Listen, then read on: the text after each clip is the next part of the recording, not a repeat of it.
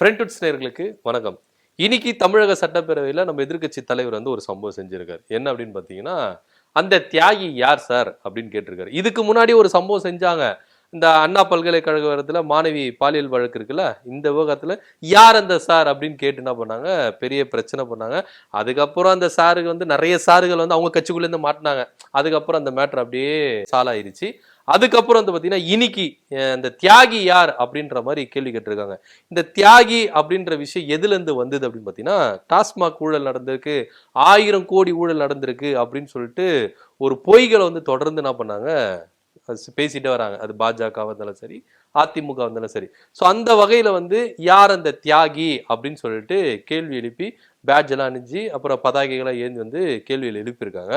இந்த டாஸ்மாக் விவகாரம் நீங்க எடுத்துட்டீங்கன்னா, இது யாரால தொடங்கப்பட்டது அப்படின்னு பார்த்தீங்கன்னா, நம்ம முதல்வரும் வந்து என்ன பண்ணியிருக்காரு, சம்பவம் செஞ்சிருக்காரு. கிட்டத்தட்ட இந்த டாஸ்மாக் மேல 40 வழக்குகள் வந்து பதிவாயிருக்கு. அதுல 32 வழக்கும் 34 வழக்கும் அதிமுக அவங்க ஆட்சி மேல தான் என்ன பண்ணிருக்கு, வழக்கு பதிஞ்சிருக்கு.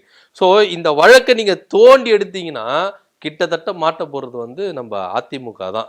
நம்ம அமைச்சர் செந்தில் பாலாஜி மேல அவ்வளவு தாக்கம் இருக்காதுன்னு வச்சுக்கோங்களேன்.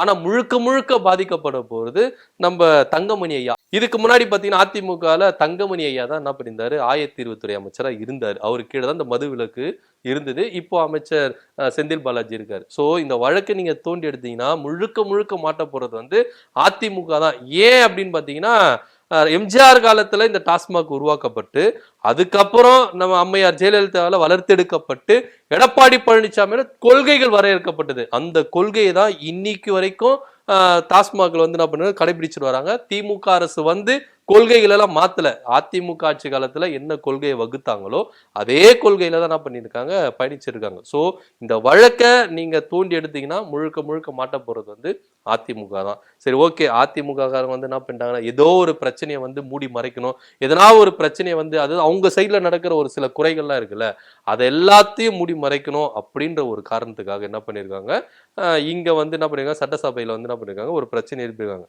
நம்ம தொடர்ந்து கேள்வி கேட்டோம், இஸ்லாமியர் மக்களுக்கு தொடர்ந்து இழைப்பு இழைக்கின்ற பாஜகவை கண்டித்து இதுவரைக்கும் அதிமுக எதனா குரல் கொடுத்திருக்கா அப்படின்னா இல்லவே இல்லை. ஏன் இப்போ வக்பு வாரிய திருத்த சட்ட மசோதாவுக்கு கண்டித்து விஜய் கூட வந்து என்ன பண்ணிட்டாரு, ஒரு அறவேக்காட்டுத்தனமா வந்து ஒரு சில கண்டன ஆர்ப்பாட்டங்கள்லாம் ஏற்படுத்தாருன்னு வச்சுங்களேன்.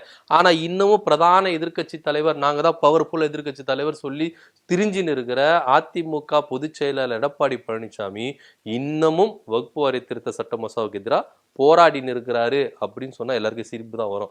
இது வரைக்கும் ஒரு கண்டன அறிக்கை கூட கொடுக்கலங்க. ஆனா ஒண்ணு, நம்ம ஐயா முதல்வர் ஐயா என்ன சொல்லியிருந்தாருன்னா, டெக் அவுட் ஆன ஒரு பேட்ஸ்மேன் கூட அந்த களத்துல ரொம்ப நேரம் நிப்பாங்க. ஆனா நம்ம தம்பிதுரையா வந்து என்ன பண்ணிருக்காரு, ஒரு நிமிஷம் கூட பேசல. இதுல வந்து அந்த சட்ட திருத்த மசோதாவை எதிர்க்கிறோமா ஆதரிக்கிறோமோன்னு பேசாம ஒரு மாதிரி முழப்பி பேசியிருக்காரு அப்படின்ற விளக்கத்தையும் நம்ம முதல்வர் ஐயா வந்து என்ன பண்ணிருக்காரு, கொடுத்திருக்காரு. இவங்க ஒரு சம்பவம் செஞ்சாங்க அதிமுக, யார் அந்த தியாகி அப்படின்னு சொல்லிட்டு, அதுக்கு பதிலடி கொடுக்கறதுமா நம்ம முதல்வர் ஐயாவும் ஒரு சம்பவம் செஞ்சிருக்காரு. அந்த தியாகி யார் யாருன்னு இவங்க சட்டசபை வரைக்கும் கேட்டதுனாலதான் இந்த பதிலை நான் கொடுக்க வேண்டிய நிலைமையா இருக்கிறது கண்டி, மற்றபடி பர்சனல் ரிவெஞ்ச் எதுவுமே எனக்கு இல்லை அப்படின்ற ஒரு பதிவையும் பதிவு பண்ணிட்டு சொல்லியிருக்காரு. யார் அந்த தியாகினா அதிமுக காரங்க தாங்க அந்த தியாகி. எம்ஜிஆரால கொண்டு வரப்பட்ட இந்த டாஸ்மாக், அதுக்கப்புறம் அம்மை ஜெயலலிதா மூலமா வளர்த்தெடுக்கப்பட்ட இந்த டாஸ்மாக் கொள்கைகளை வந்து நிறைய ஊழல் நடந்திருக்குதுன்னா அது அதிமுக ஆட்சி காலத்துல தான். ஸோ அவங்க தான் அந்த தியாகி அப்படின்ற ஒரு உண்மையை சட்டப்பேரவையில் வந்து என்ன பண்ணியிருக்காரு, முதல்வர் ஐயா வந்து சொல்லியிருக்காரு.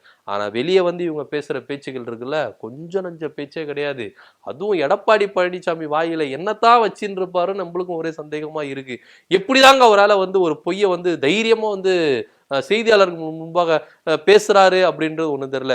நீங்க பாஜகவுக்கு எதிராக என்ன போராட்டங்கள் பண்ணீங்க, பாஜக நம்ம தமிழ்நாட்டுக்கு எவ்வளவு அநீதிகள் இழைக்கிறாங்க, எவ்வளவு வந்து ஓரவஞ்சனம் பண்றாங்க, இதெல்லாம் கண்டிச்சு நீங்க வந்து சட்டப்பேரவையில குரல் கொடுத்திருந்தாலே ஓரளவுக்கு தமிழ்நாட்டில் இருக்கிற மக்கள் அவங்களுக்கு என்ன பண்ணுவாங்க, சப்போர்ட் பண்ணுவாங்க.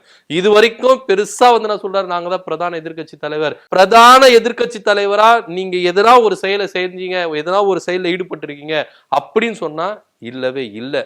ஆனா இவங்க தொடர்ந்து சட்டசபைக்குள்ளேயும் போயிட்டு அரசியல் பண்ணணும், திமுகவை காழ்ப்புணர்ச்சியோடு பேசணும் அப்படின்ற ஒரு எண்ணத்துக்காகவே இவங்க புறப்பட்டு போறாங்க. ஸோ இதெல்லாம் வந்து எதிர்க்கட்சி தலைவருக்கு அழகா அப்படின்னா அழகு இல்லவே இல்லை. இதெல்லாம் வந்து மக்கள் வந்து தொடர்ந்து பார்த்து கொண்டு தான் இருக்கிறாங்க.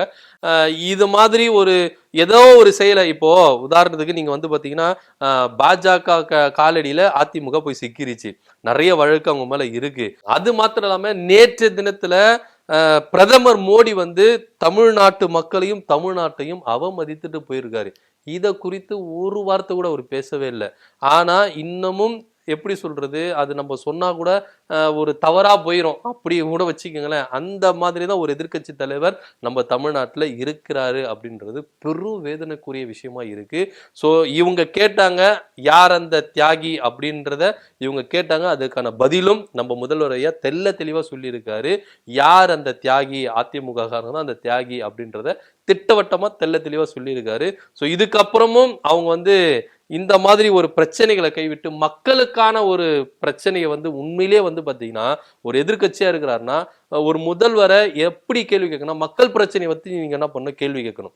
அப்படி நீங்க கேள்வி கேட்டீங்கன்னா உண்மையிலே இவங்க வந்து எதிர்க்கட்சி தலைவரா வந்து செயல்படுறாங்கப்பா அப்படின்ற ஒரு எப்படி சொல்ற ஒரு நம்பிக்கை வந்து அதிமுக மேல வரும். அதிமுக மேல வருதோ இல்லையோ எடப்பாடி பழனிசாமி மேல வரும். இன்னமும் வந்து பாத்தீங்கன்னா அவங்க கட்சிக்காரங்களுக்குள்ளேயே வந்து பாத்தீங்கன்னா எடப்பாடி பழனிசாமி மேல நம்பிக்கை இழந்தவங்க தான் அதிகம் பேர் இருக்காங்க. எதனா ஒரு பிரச்சனையை வந்து மாற்றி திசை மாற்றணும், குழப்பி விடணும் அப்படின்ற ஒரு காரணத்துக்காகவே இந்த மாதிரி ஒரு செயலை செஞ்சுட்டு இருக்காங்க எதிர்க்கட்சி தலைவர்.